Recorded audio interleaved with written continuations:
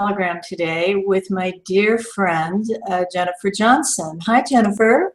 Hi, Ardis. How are you in Bellingham, Washington? I'm doing well. Good. Having some sunshine, I hope? It's a nice sunny day. Good. Well, But Jennifer, it feels like fall. Jennifer, you and I met a million years ago around resonance repatterning. You are a very successful practitioner and a wonderful teacher. And your students adore you. And today we're going to look at a subject that is near and dear to both of us, which is the politics going on around us, especially the presidential election this year. And we've discussed among ourselves some of our frustration around the conversation. And it's not just a conversation between the candidates and their representatives, but it's a conversation of the nation. I was at dinner with a group of people, a very kind of mixed group of people, and someone brought up some comment about one of the candidates, and the table just divided right in half almost, with half supporting one candidate, half supporting the other, but not in what we would use the term coherent language that we use in resonance repatterning, but incredibly non-coherent. And to the point of, if you hold that opinion, you're an idiot and you are wrong, and it's this desire to slam each other. Have you experienced that as well? I have. And it's hard to know how to respond to that. Yeah. I get confused. I get irritated.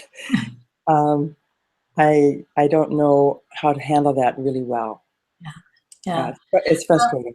I think that is what led us here. So when we talk about world peace, in resonance repatterning, we have a basic kind of premise that energy is within and radiates out to find its home or find its match so that the energy can get bigger. So if my internal energy is an energy of peace and calm, that's what radiates out from me, and I will attract peace and calm from people and situations, including this one. If what's inside of me is not that coherent energy, that I'm not feeling peaceful, maybe in my relationships, or I'm not feeling peaceful in my workplace, or I watch the evening news and I hear about terrorist threats and terrorists acting out, etc., and I lose my center of peace, then what I'm radiating out is now different. So it's conflicted or it's confusing. And so then I will pull back into me the energy of conflict and confusion and what we refer to as non-coherence. So I've invited Jennifer here today, and she is going to proxy everybody. Some people, when we put out the post that we were going to be doing the World Peace Hologram, sent in their issues around it, which Jennifer and I both have that list of their issues as well as their intentions. And we're going to certainly include those in the session. And those of you that may not know resonance repatterning, we have a process that we go through. We have categories that we can muscle check. You'll see me using my fingers.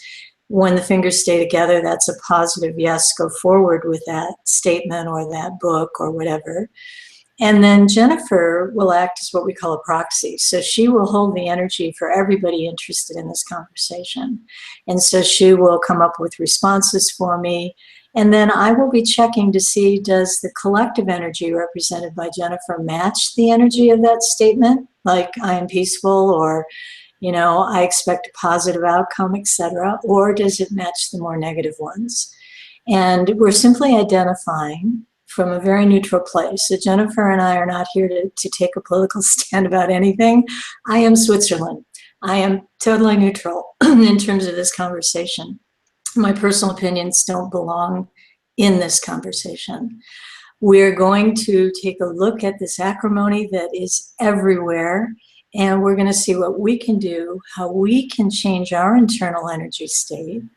Jennifer changing her internal energy state is going to ripple out to the energetic field, the unified field of everyone who's interested in this. So Jennifer, are you up for this huge responsibility of being the proxy for everybody? As long as I can shake it off afterwards. You can shake it off afterwards. That's one of our little exercises we like to do where we shake off excessive energy. Okay, Jennifer, I thought a good place to start would be maybe to look at our list of problems and intentions. And if I could ask you to begin, would you just share with the audience that's listening to this YouTube, share some of the problems that the students that responded and practitioners that responded sent in to us? So just read from this list? Yeah, or paraphrase, however you would like to do that. So I'm nervous to the core that democracy as we know it is going to be unmantled. And the unfairness of the system as it is set up, it excludes anyone outside of the two major parties, Democratic and Republican. And that there's an unequal amount of airtime given to candidates and general interference of the media with the wealthy and big business in the elections through money, dishonesty, cheating, and fear-mongering. That the climate of fear is large and stops people from being rational, with a total disconnect between political institutions and ordinary citizens. Trash talk, double standard, negativity, anger, and mistrust. I'm angry and impatient with the small-mindedness of so many people, and then horrified by my own anger. I'm bothered by the lack of respect and inability to join forces for something greater than our own power or agendas. Those are pretty powerful. I mean, just listening to them makes me feel heavy, makes me feel weighted down, because all of those words have an energy. They have what we call a frequency. Everything does, including every cell and atom in our body. So as people are expressing this, even as an issue to be cleared, there's a payoff that you don't get. So you don't get a sense of upliftment. You might feel a sense of relief that you got it off your chest, kind of thing. That's what we do in kind of an explosive conversation, but we're really not changing anything. And resonance repatterning is a process that leads to change. So we identify what's going on. So we have those as kind of the collective issue, which would go into the category of our process as problems. So Jennifer, I'm going to ask you, I recap just some of the phrases, not all of the verbiage, but we're actually working on everything you just shared with us. But if you would repeat some of these key phrases, then I'm going to check in with my fingers with this muscle checking tool if your representative energy matches that frequency of these words. So if you would repeat for me, say, I'm afraid. I'm afraid. I am angry and impatient. I'm angry and impatient. And I see this in everyone. And I see this in everyone. There's dishonesty. There's dishonesty. Cheating. Cheating. Fear-mongering. Fear-mongering. Disconnect. Disconnect. Trash talking. Trash talking. Mistrust. Mistrust. Among everyone involved in this political dialogue. Among everyone involved in this political dialogue. And we're matching. We collectively match that energy. So we're part of the problem. So when we're part of the problem, we're looking for where is the solution. Okay? So for us in our process, the solution is always under the category of intention. And we also asked people that were of interest to send in their intentions or their goals for how we could better handle this political situation. So Jennifer, would you please share with the group the intentions or goals around this political election? The ones that came from the ones, and then certainly feel free to add your own. Since you're the proxy, you get to do that. Okay. So an intention, one would be that we come from deep compassion with the intention of harmonious cooperation. We recognize that we're all in this together, and we need to prioritize living as lightly and sustainably as possible, with humble gratitude to the earth and all she gives us. The American people are awake and aware. We care for one another and support a political decision that creates coherence for the country and holds all politicians accountable. That true democracy prevails for all candidates attend the presidential debates. All candidates are given a chance to explain their views and policies in a positive, constructive way. A fair multiple-party system that puts the needs and wants of people and planet before profit and desires of the elite. For people to hear what they are saying and use their edit button. Everyone has the right to their opinion without being attacked for it. Elect the first woman president.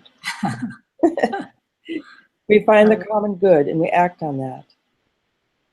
An intention for two sides to find common ground in the resolution of everybody's issues with peace and harmony. I pray that the veils of denial and self-deception are being lifted in this country. We see ourselves more truthfully and compassionately and may come to understand that our strength comes from our diversity, not our sameness. We need to fear less and trust more. Fairness and unity, mutual respect, tolerance, and the ability to hold others' points of view with compassion. Deep awareness of the truth of our current situation on the planet, and to prioritize implementing sustainable and cruelty-free ways of living for all beings. To transform anger, despair, and anxiety into coherent, positive, loving actions. Very nice. Very nice. Okay, again, all those statements are included in this session. I'm just going to ask you to repeat a few that I jotted down, Jennifer. So these would be the intentions around this political election that would neutralize the acrimony that we're hearing and feeling and experiencing. Okay, Jennifer, so standing in for the group's energy, say we have deep compassion for each other. We have deep compassion for each other. With harmonious cooperation. With harmonious cooperation. We are in this together. We are in this together. We are awake and aware. We are awake and aware. And we care for each other. And we care for each other. We see a coherent outcome. We see a coherent outcome. True democracy. True democracy. Where all are allowed to share their opinions. Where all are allowed to share their opinions. We view things in a positive way. We view things in a positive way. We share and use our edit button. We share and use our edit button. Because we all have a right. Because we all have a right. To our opinion. To our opinion. We find the common good. We find the common good. With peace and harmony. With peace and harmony. We see ourselves and others with love. We see ourselves and others with love. And know that diversity is our strength. And know that diversity is our strength. We offer mutual respect. We offer mutual respect. We hold others' views with compassion. We hold others' views with compassion. And experience a positive, loving outcome of this election. And experience a positive, loving outcome of this election. So checking in with Jennifer for these positive words that hold a positive frequency, we go off. So what that is telling me, Jennifer, and feel free to chime in your thoughts on this, is that the acrimony is giving us energy. It's fueling us. Actually, it is. It is. It's kind of inviting us into action. You know, it's like that reptilian brain, which is our primitive brain, wants to duke it out. You know, wants to just scream and yell and holler and put each other down for our opinion. What that does for me is that it stops me from listening from my heart. So I would like to add the intention. Yes. That I listen from my heart. I love that. Because there, in that simple statement, you have summed it all up. You've summed up why it doesn't work, why attack doesn't work, why attack never works, because everyone gets defensive. Yeah. And that freezes the energy. There's no flow between two people if they're threatening each other. Yes. It freezes the energy, Mm-hmm. activating, as I said, that survival brain that has no conscience. Mm-hmm. So by opening our heart, then we're allowing our higher brain centers that are more reasonable and rational to take over. And if you want your opinion heard, I remember learning this from one of my teachers years ago, and you reflect this, Jennifer, in my awareness of you beautifully. Soften your voice. If you want to be heard, soften. Don't amplify, soften. And I've seen Can I give a short story to that? Absolutely. When our oldest son was in kindergarten, he came home from school and he said, "My teacher said she has funny ears." And I said, "What?" He said, "She told us she can't hear us unless we talk softly." Oh boy, maybe my teacher and your teacher were the same teacher in this case. That's lovely. Thank you for sharing that, Jennifer. Okay, so in resonance repatterning, if any of you are on YouTube that don't know about us, this is kind of what our process looks like. This is our map, and it's got different categories. And we've been working on the problem category, which is red. We've been working on the intention category, which is green.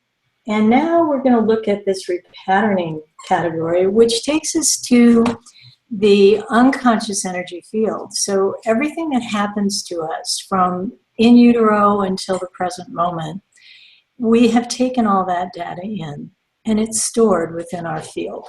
And so when anything in the present resembles something in the past, it triggers a response from us, sometimes a good one, like you'll smell someone baking an apple pie, and you'll flash back to your grandma's kitchen when you were 3 years old and how that felt to be loved through food that way. Conversely, if maybe when you were in school, you had a teacher who used a very loud voice to get your attention, and that frightened you as a child, that's also stored in your energy field. So next week, when you walk into a room and someone's talking very loudly, you might go into a fearful reaction, as it's taking you right back to that earlier time. So that's kind of the background of what we do in resonance repatterning. And I'm going now to the list of what we call the repatternings, and there's a whole lot of them. So I'm just checking, do we need something from this page? Do we need something from this page? This one. We need something, Jennifer, in the category of new vision. And how perfect is that? Okay, so our new vision is to open our heart. And we need a new vision for our lives. So the actual repatterning we need is this one, this one, this one. It's clear vision. So that's kind of interesting, isn't it, Jennifer? Depending on which side of the conversation you fall, in your mind, your opinion is very clear. It's very clear. Now, from another's point of view, your vision might be very cloudy because it disagrees with my vision. So we trust the unified field of energy to always take us where we need to go. And all we have to do to facilitate that is to get out of the way.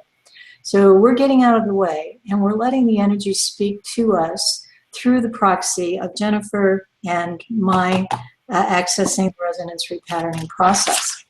So we have our problem, and we have our intentions. So Jennifer, the question I'm going to ask about this acrimony for you to think about is, when do you think this level of negativity that I'm calling acrimony really became part of the political process?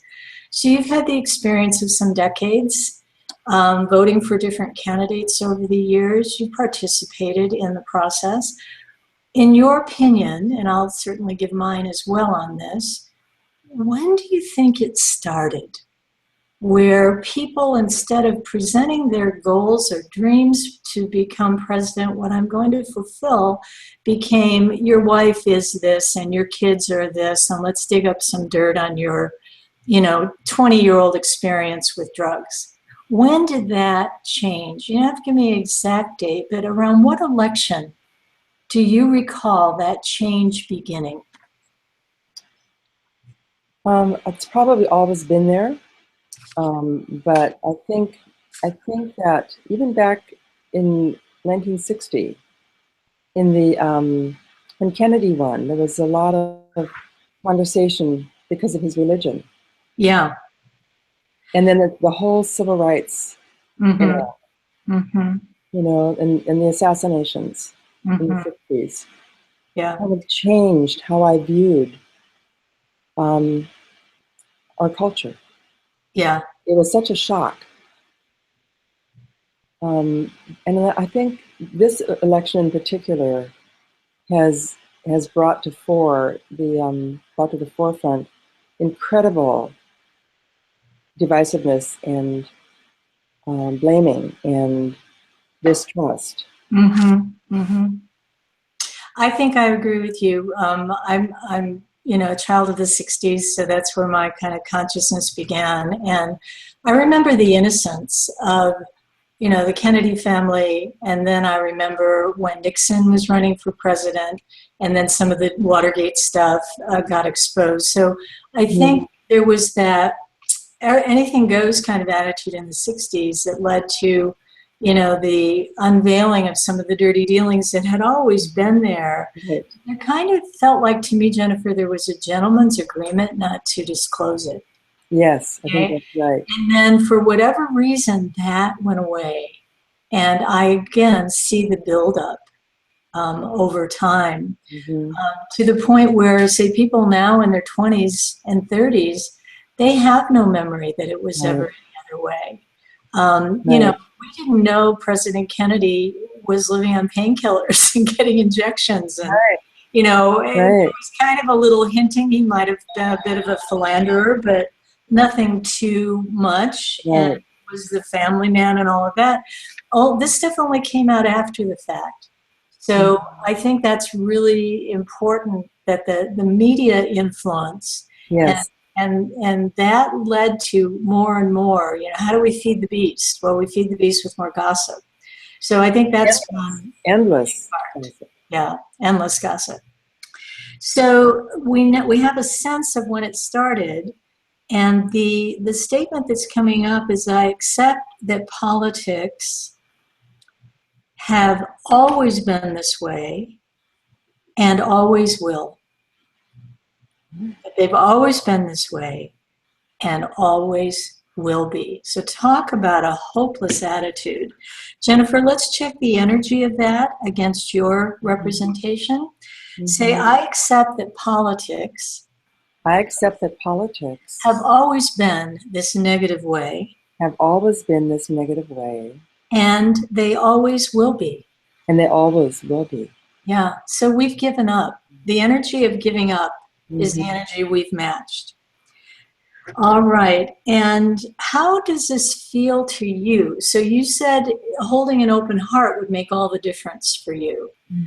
So how do you feel emotionally when your whole field around you is full of this acrimony, full of these hurtful words?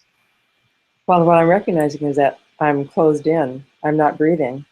So you're closed in and feeling, so are you retreating? Are you withdrawing? Withdrawing. Yeah. Withdraw. And it'll be very interesting, Jennifer, to see what percentage of registered voters actually vote in this election. Because what I'm actually hearing is either pro this candidate, which means I hate you, or I'm hearing I'm out of it. I'm not even going to bother. All right, I withdraw, and you're matching that energy. And I think that's a great word to represent the collection of fear and anger and frustration. People look at the system and it's broken in their mind, and a broken system can't be fixed. Who am I? I have no power to change anything. Yet what do we know about resonance repatterning, Jennifer? And what do we know about physics? You change one part, you change the whole. We change one part, we change the whole. If I change me, that energy goes out. And if you change you, that energy goes out. And it's that 100th monkey. If enough of us have this, and look at the research, Jennifer, on prayer and meditation, that when people try to quantify the impact of that, it changes everything. It does. And it can be documented that prayer works, meditation works. So be hopeful that our energetic field can shift this negativity. Great. Wonderful. So how do you think it helped us in the past not to be exposed to what was going on, but we didn't know it? So how did that innocent time in the past help us? How did it help us as a country? There was an innocent trust. Mm-hmm. I grew up in the 50s, Mm-hmm. you know, where there was really a sense of trust for many of us. I realize now that wasn't universal for everyone in the country. It was a Mm-hmm. pretty, there was a lot that was hidden that we didn't know about. So Especially if we had that innocent trust, because we didn't know about a lot of things that were happening, how did that serve us in a way that is positive? How did it help? could step forward in life to make to work for the common good, believing that we were working for the common good. And That then it everybody was had a fair safe. chance. I Mm-hmm. kind of believed everybody had a fair chance. Mm-hmm. That there was a kind of a belief that you can find your way in life and you'll have the support that you need.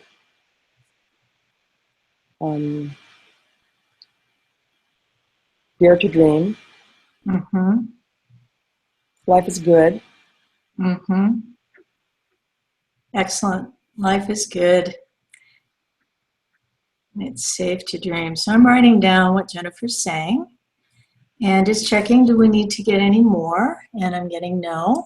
We're good with that. So Jennifer, representing the energy, say we have trust We have trust in the political system. in the political system. We feel safe We feel safe working for the common good. working for the common good. And we know that anyone And we know that anyone who seeks political office who seeks political office can be successful. can be successful. And that will help all of us. And that will help all of us. Life is good. Life is good. It is safe to dream. It is safe to dream. Yeah, so we've totally disconnected from that old, more sheltered view, which could be taken in a negative light. But this is trying to clear our vision to have hope again. That if we can change the energy of this negativity and all this acrimony, that we can actually begin to hear what the hopes and dreams are of these candidates and feel more comfortable selecting one that will actually follow through and manifest.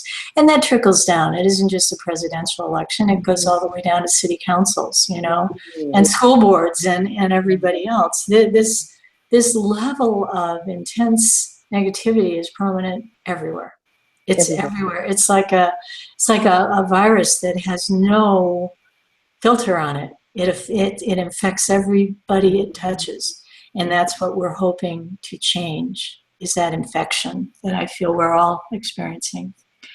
So we've got our goal that we can actually trust in what's going on and that life is good and that we can all join in on the dream. So that's a great intention. So usually what's underneath our choice to go in that non-coherent negative way is a message that we kind of took on.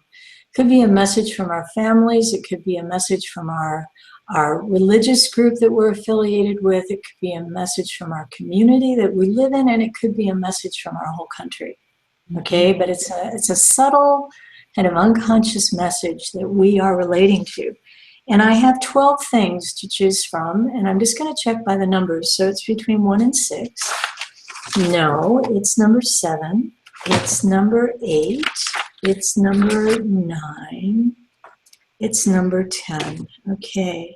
So I've got the message, and now I need to see who it's from. And this is a parental message. It's a community message. It's a country message. So the message from the USA to all of us. And I'm going to represent the givers of this message and check your system, Jennifer, for whether or not you match it. Jennifer, don't lose control. And you're matching that. So how do you think that plays in? Because it seems like we're losing a lot of control here. So how do you think that impacts? Don't lose control. Don't lose control. Don't lose control. Hold it together. Kind of, to me, feels like a rigidity. Yeah. That we have to hold everything together. So we have this image. We have I'm doing this. Yeah. We have an image of us, don't we? Yeah. So I'm doing this. Yes, so you're constricting. Yeah, you're constricting. So we have an image that we are not keeping, you know? But this don't lose control to me just sort of means don't lose control maybe of the political process that our founding fathers so carefully put together. You know, we're not a democracy, we're a republic. So we elect people who speak for us. And so if we don't lose control, that means we're not free to have our own opinions that differ from that model, maybe. It's going to be different for everybody. That kind of pops in my head. That if we really had, say, a political process where everybody voted and simply the majority of the votes determined the outcome. We didn't have the electoral college. We didn't have the party. You know, basically there's two parties. Independents don't have much of a shot because big states have a lot of electoral votes. Smaller states have fewer. So pretty much the two parties dictate who's going to be leading this country. Yeah. So don't lose control of the process. Kind of shuts us all down. And makes you constrict. That's kind of what I'm hearing. That we spent a lot of time creating this country, so let's not lose control of that. Because then what happens? Chaos. Right. Which flies in the face of the previous statement that anyone who's interested and wants to do good can make it. It flies in the face of that. Excellent. Okay, so that's kind of an interesting one, isn't it? What do you think we as a country are afraid to see at this time? What are we afraid to see? I'm going to start and give you a moment to think, Jennifer. I'm going to say that we are afraid to see that our process is so broken, we have to come up with a new one. And that was part of the input people gave me. It isn't fair, not equal airtime, not equal representation, only people with money can run for political office, etc. That's all feeds into the system that exists. So that's what I am intuitively picking up on, that we're afraid to see, that our political process is so broken that we have to create a new one. Anything you want to add, or a different hit you have on that, Jennifer? So ask the question again. What are we afraid of seeing in this political process? What are we afraid of seeing? Absolute chaos. Yes. So we are afraid, and what does physics tell us, Jennifer? You're one of my go-to physicist question people. What are we afraid? Why are we afraid of chaos? And what does physics say about chaos that would make us feel better? Well, that edge of chaos is where you come up with new solutions. That's where you have to go to come up with new solutions. We have to come up with something new. And this is the opportunity to really create something better. Yeah. Not better than our original documents. So we're afraid of chaos, so we choose to let it just be as it is. And even though we're yelling and screaming at each other, we're not changing anything. We're not saying, some people are saying, term limits, reconfigure this, look at this, but overall we're just little sheep going along with the plan. Okay, this is where we go, this is what we do. Yeah. And you're either a Democrat or a Republican. If you're an independent, maybe you have a little power. If you want a third candidate or a green candidate, they're a joke. Don't bother with them. That's a waste. That's all giving into that, going back to we can't lose control. Excellent. And another fear in there is that we can't learn to work together. And again, that hopelessness that we Yeah. can't learn to work together. And I think of it, Jennifer, you know, our parents living through the Great Depression and living through the Great World War II era, and the movies like It's a Wonderful Life, for example, that show people coming together, tire drives, giving up the comforts to ensure the troops had what they needed. And you contrast that, Jennifer, with the current wars. Yes. And where's the support? Where's the sacrifice that we all are willing to make? And I think it comes back to we don't trust, we don't necessarily believe in the effort that our politicians are engaging our troops in. Therefore, we don't feel any responsibility. And then you look at the returning vets and how they're treated. That's a whole other session. We'll do another World Peace hologram on returning vets. Yeah. All right, so Jennifer, those are excellent statements. So I'm going to check you for all three of them, please. Say, we're afraid to see.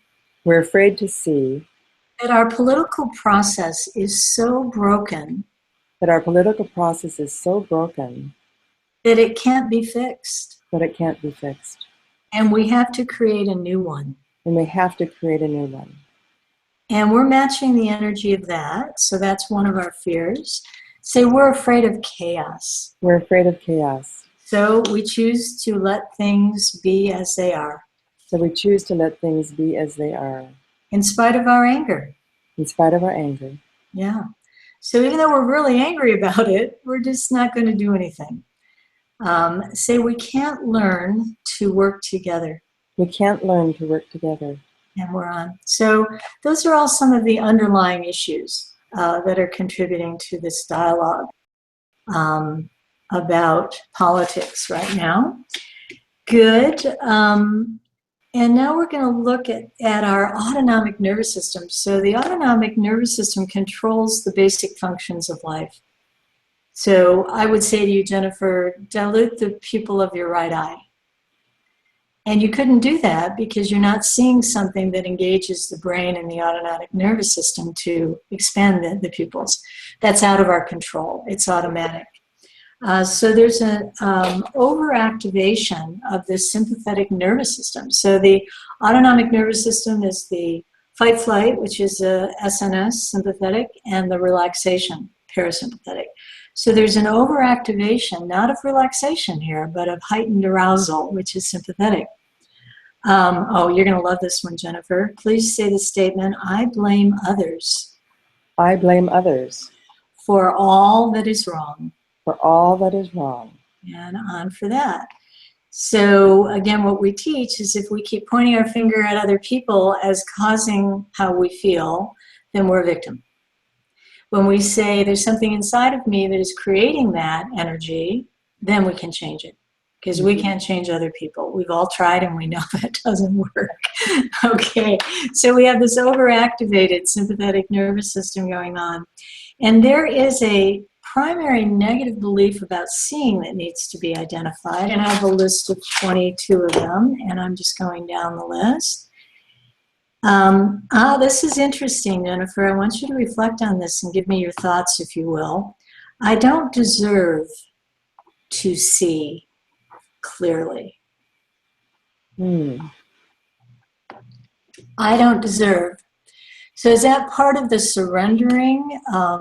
We don't want the responsibility, so we surrender it to the political system. So we can sit back and moan and groan when it doesn't go our way, but we're really not seeing clearly enough or having the energy to try to change anything or fix anything.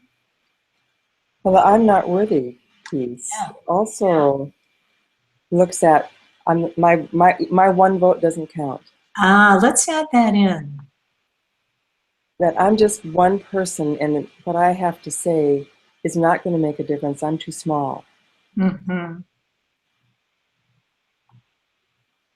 So I'm too small to have a voice or make a difference. Excellent. Always nice to add some more illumination to statements, and that's great. You're a wonderful client representative here. Okay, Jennifer, say, I don't deserve to see clearly. I don't deserve to see clearly. My one vote doesn't count. My one vote doesn't count. I'm too small to have a voice I'm too small to have a voice, or to make any difference. to make any difference. Again, we kind of have a theme of hopelessness here, don't we, Jennifer? Yeah. You know, it's like, whew, people are kind of like this. So you're feeling like this, and I'm hearing the session, and I'm going like this. I'm just like, oh, this is just too much effort. I just feel overwhelmed. I want to give up. Okay, so we need to look at the eyes. No, not in particular. What parts of the political structure, and let's focus on the presidential election because that's what everybody's talking about. What part of that actual structure do you dislike? What part of the actual structure of how we elect a president do you dislike? I think that I dislike the funding behind it, the money-driven aspect of politics. The funding behind the political system, and that money directs? Yeah, buys. And that money buys. And what does the money buy that bothers you? Like for me, it's favors, promises, appointments. Like if I give you 10 million, you're going to appoint me to a high position. Publicity. Publicity. How much airtime can I buy? How many commercials that totally trash the candidate opposing me can I create?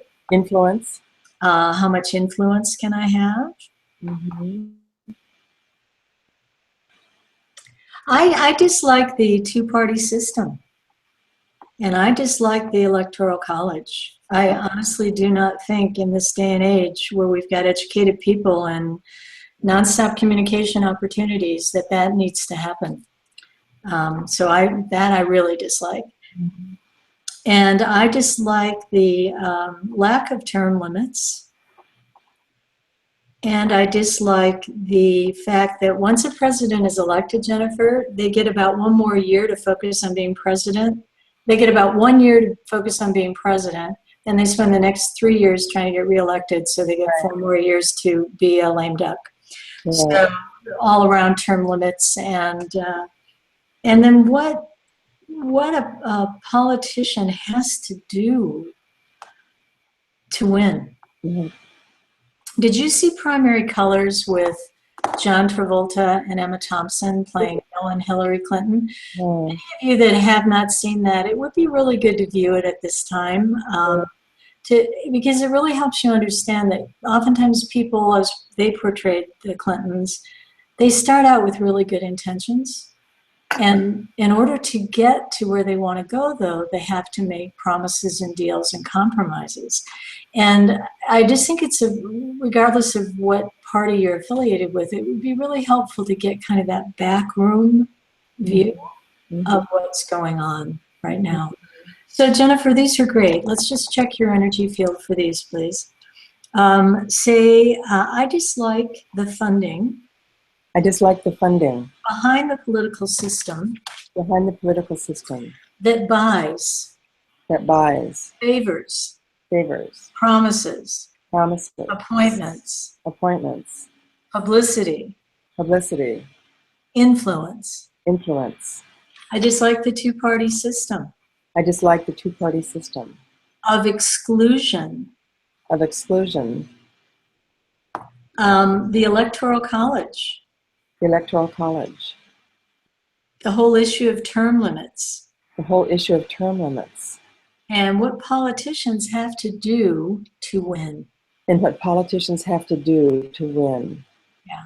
And so the group energy is really disliking all of that, which is reflected in the problems that people sent in for consideration to be included in this session.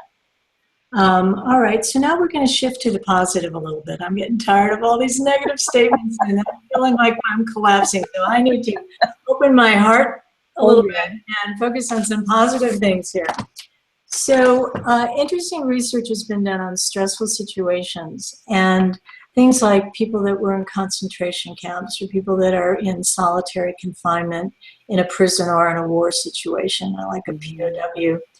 People that have survived plane crashes, like in remote areas, and they've studied them to understand, is the old belief that the strongest survive, is that still valid? Is that premise still valid? That we're animals in the animal kingdom and the strong survive. Survival of the fittest. Exactly, survival of the fittest. So they looked at these extreme stressful situations to try to get a handle on what allows you to succeed. And what they found was it was not survival of the fittest. That no longer was valid in these researchers' opinion. What they said is that what determines success in extreme stress are three things. One, holding a positive attitude. Two, having a positive response to the situation. And three, knowing that everything has a beginning, a middle, and it will end. And that people that embraced those three things were the ones that survived. So William Coffey comes to mind. Yes. POW, Vietnam War. John McCain was also a POW in that war, I believe. And he was in solitary confinement and brutally treated for 7 years. And William Coffey wrote a book about his experience. And he said, very shortly into the incarceration, he realized he had to make some internal shifts to survive. And he went right into these three without having any knowledge of it. And the shift that he talks beautifully about is that he decided that his incarceration was time out from life so he could grow closer to God. And he used the time for that purpose. And from that spiritual energy that he was receiving through meditation, through prayer, through connecting, whatever you want to call it, fed him. So even though he didn't get enough food, even though he was in harsh conditions with absolutely no comforts, his body was okay. I can't say he thrived, but his body was okay. And his attitude towards his wardens that were torturing him, the enemy, was that he saw them as products of the same God that he was. So he looked at them, in spite of their behavior, as hurting humans, and he offered that unconditional love to them. He also knew that as a member of the U.S. military, there would be no question that he would be rescued, that they were going to find him. So this incarceration was coming to an end. And when he was liberated after 7 years, he did very well.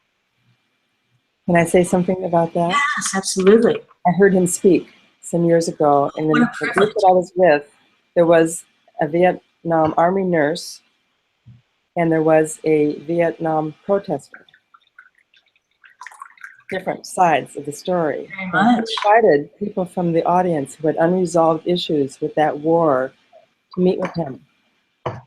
And these two friends of mine from different points of view met with him, and he was able to embrace them both. We're looking at here, how do you take differing sides and have some form of reconciliation? Yes. And that was very powerful for me to witness. Yes. Yeah, that's what we're talking about. Hear that. He's one of my heroes, and Yeah, I would love to hear him speak. Mm-hmm. Okay, so that's where we're going now in terms of this acrimony, in terms of all this negativity. What do we need to change, as Jennifer said? Mm-hmm. How can we learn to embrace each other with unconditional love, regardless of the conversation? Mm-hmm. What shift do I need to make, and Jennifer and the rest of you need to make in terms of our attitude? Because if you haven't gotten it yet, what we're doing isn't working. It isn't happening. We are not succeeding here. Mm. We're huffing and puffing and taking a little of the edge off when we blow up at each other, and we are creating divisiveness, discrimination, and a huge amount of pain.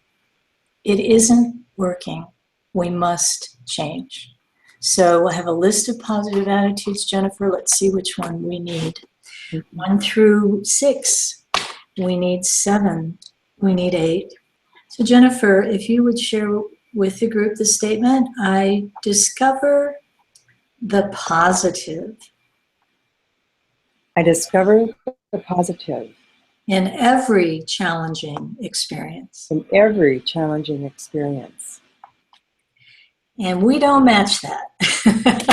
Because that doesn't go with our script, right? It doesn't go with our script. But that's where we need to go in terms of our attitude.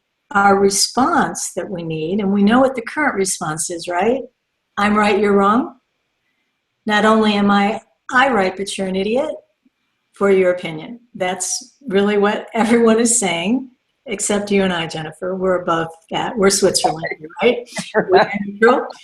All right, so the positive response we're looking for, oh, you're going to love this one. This is a quote from Helen Keller. So Jennifer, while I'm writing it down, tell those that may not be familiar with her a little bit about Helen Keller. Helen Keller was blind. And deaf and mute. And deaf and mute. Mm-hmm. And she had a teacher that worked with her.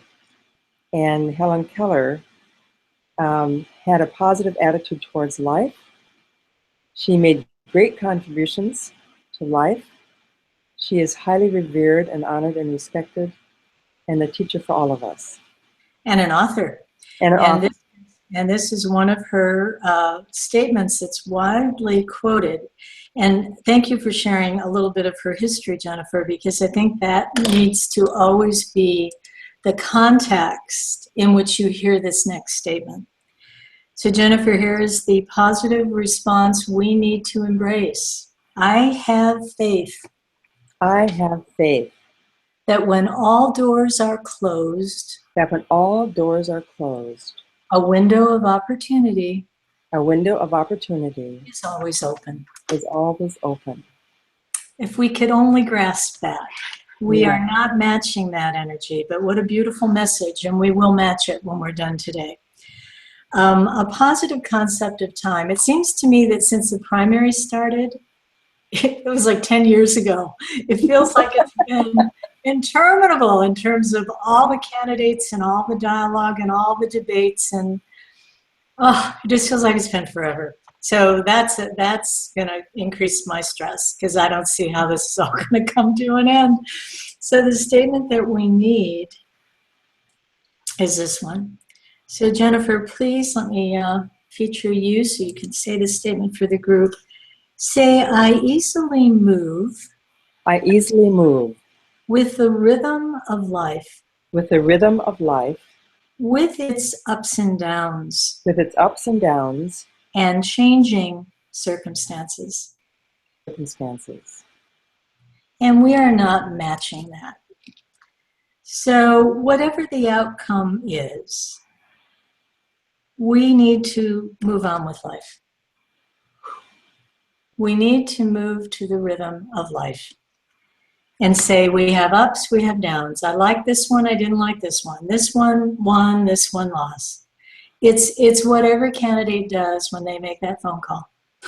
When the numbers are coming in and it becomes very apparent who the winner is, the loser makes a phone call and says, congratulations.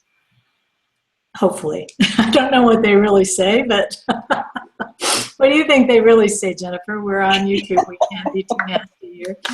I didn't want to guess. I doubt it's good job. Anyway, so we need to be able to embrace that, it's just stuff. I recently traveled to California a couple times over the summer and had a moment to just really sit on the beach and watch the beautiful sun setting and the vastness of the Pacific Ocean and all the life forces that were out there. And I sat there on the sand and I thought, I'm just a speck. I'm just a tiny, tiny speck. And all of this stuff that is so all-consuming, it's just a speck. The rhythm of life will maintain itself. Life will go on. You will go on. The great scale of the universe, it's just a flicker. It's a flicker. And we need to be reminded of that. We get all charged up. And people, Jennifer, that having spent some time with you and your husband Robert during baseball season and football season, people get equally riled up about sports. Mm-hmm. And you can't just embrace your team. You've got to slam the other team, So it's like we're hardwired, aren't we? To be combative like this, to be competitive. And competition's a good thing. But I admire, I think there was another incident in the most recent Olympics. I didn't watch all of the coverage, but I did see quite a bit of it, where someone fell. And another runner helped them up. Yes. When you see that, it reminds you of how it can be. There can be harmony. There can be coherence that gives everybody energy. It can happen, even in the political arena. And there can be forgiveness. There can be forgiveness.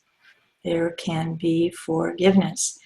So we're going to look at a new way of being that opens up possibilities to have real clear vision about this wonderful country we live in, the system of politics that has worked for a long time, for the good or the not so good, but there's so many good aspects to the structure that's in place. Can it be improved? What can't?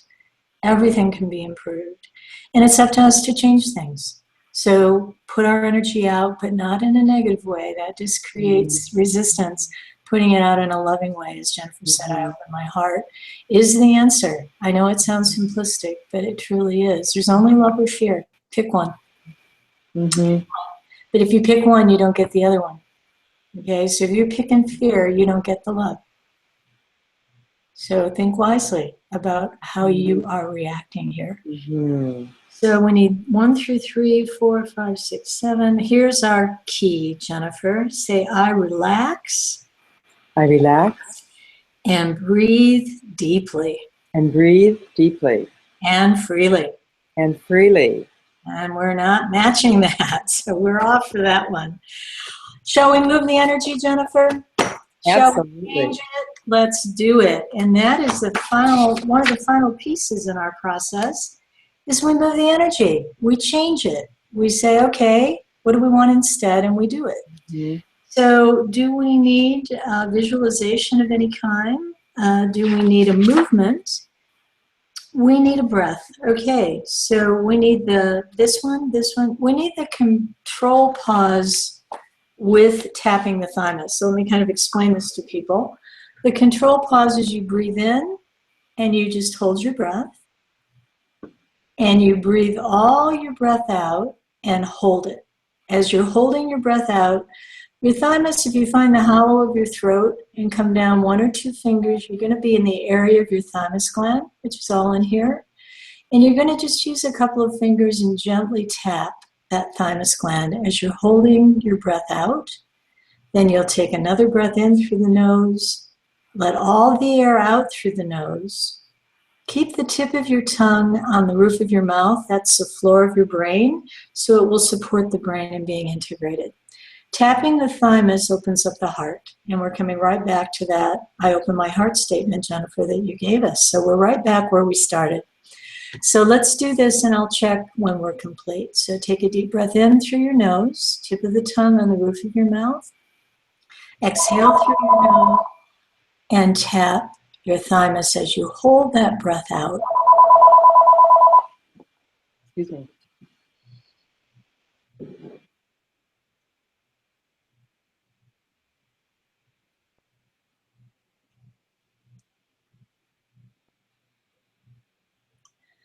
Don't strain yourself when you're running out of air. Breathe in again. Breathe all the way out. Hold that air out as you tap in your thymus.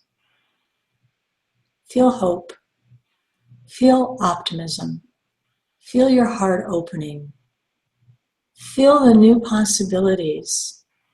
The rhythm of life continues. I put in my best effort and I let it go. When you're ready, breathe in again.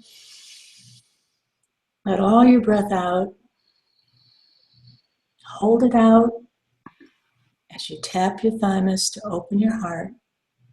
to embrace differences. Diversity is who we are.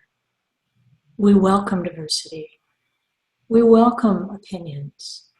We have challenging, uplifting dialogues.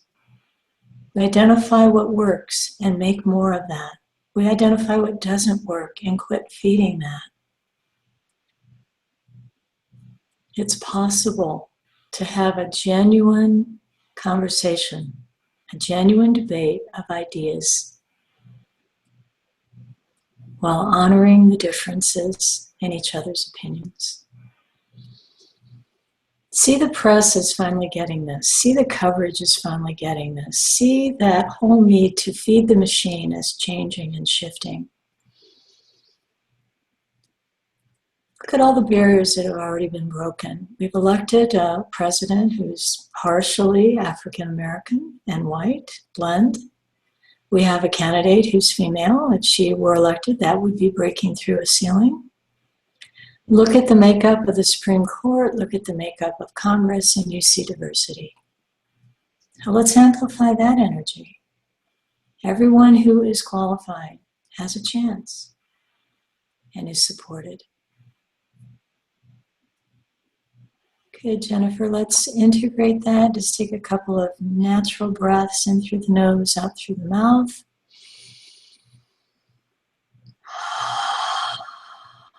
Just feel your heart opening, your shoulders nice and back, but the body relaxing.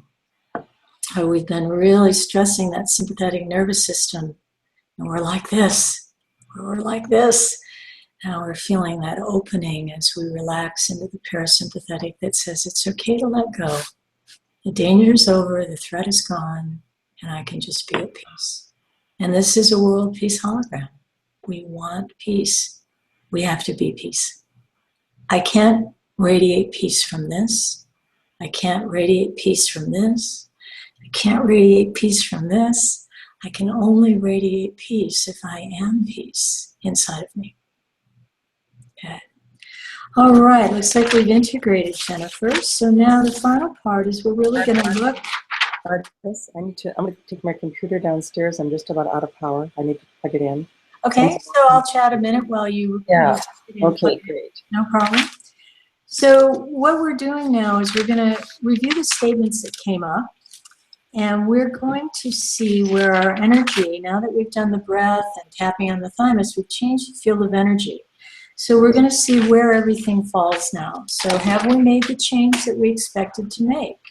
I'm always the optimist, so I believe we have. And so Jennifer's going to repeat the statements, and I'm going to check for the change in the unified field of energy. All right, so Jennifer, you ready? I'll get some more light. I'm sorry about that. I ran out of power. Hey, it's YouTube. We can do what we want. Okay. We love you, YouTube. Thank you. There you go. Okay, Jennifer, we're going to start with the problems. Say, I am afraid. I am afraid. Feeling excluded.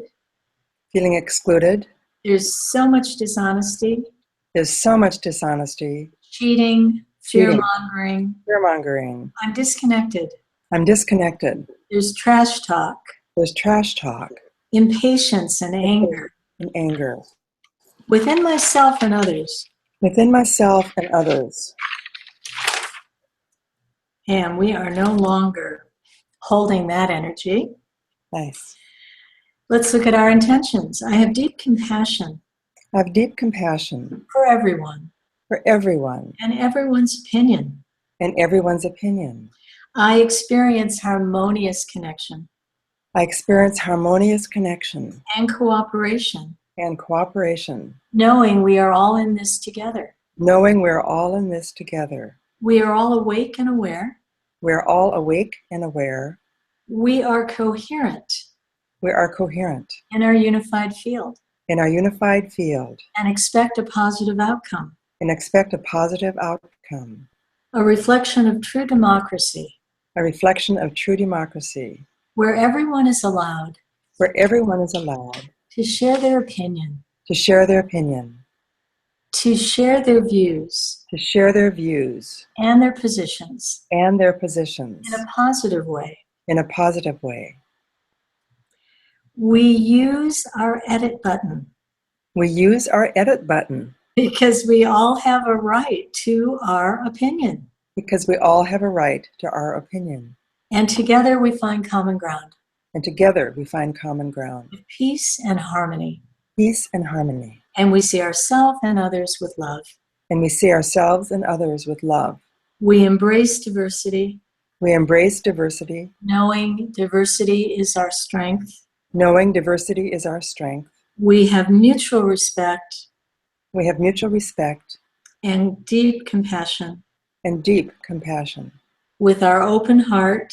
With our open heart. We listen. We listen.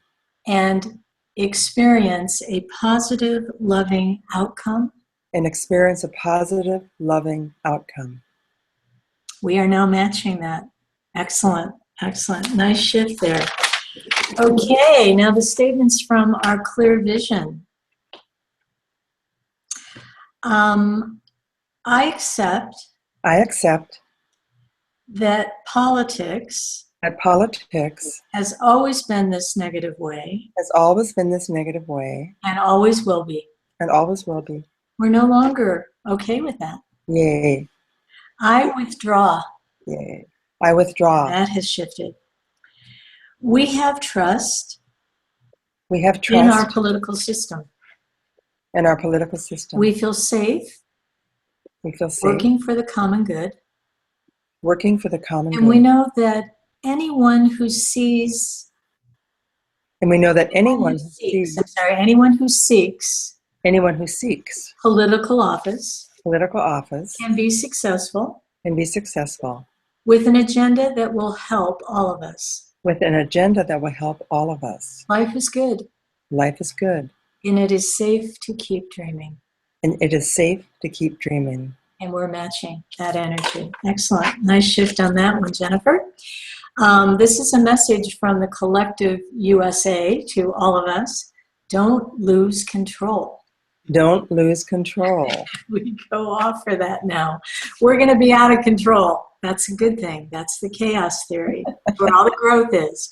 Take us to the edge and change everything. We are afraid. We are afraid to see that our political process. Is so broken. That it can't be fixed. And we have to create a new one. And we're no longer afraid of that. When I first heard that statement, I was like, oh, it would take so much energy. It would take so much effort to fix it. Say, we're afraid of chaos. We're afraid of chaos. So we choose to let things be. As they have always been. In spite of our anger. And we've let that go. I blame others. For all that is wrong. That has gone. I don't deserve to see clearly. My one vote doesn't count. I'm just too small. I don't have a voice. And I can't make a difference. And that is gone. So we've empowered ourselves. We've empowered the collective field to move into the chaos, the cutting edge of change, and to let go of the need to control and hold on to a past that may need to be recreated in the present. I dislike the funding aspect. Behind the political system. Because it buys favors. Promises. Appointments. Publicity. Influence. I dislike the two-party system. Of exclusion. And the Electoral College. Its lack of term limits. And what politicians have to do to win. This takes a lot of my energy.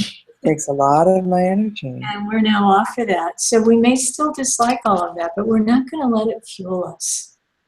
Build that flame of anger and upset. It's just a lose-lose proposition. Say, I discovered the positive. In every challenging experience. And we're now on for that new attitude. So even in this dichotomy that we're living in, Even in this political arena that seems so horrific to us, and the language and the negativity, there is a light in there somewhere, and we just have to keep it. And, you know, Einstein said there is no darkness. Darkness is simply the absence of light. Yeah.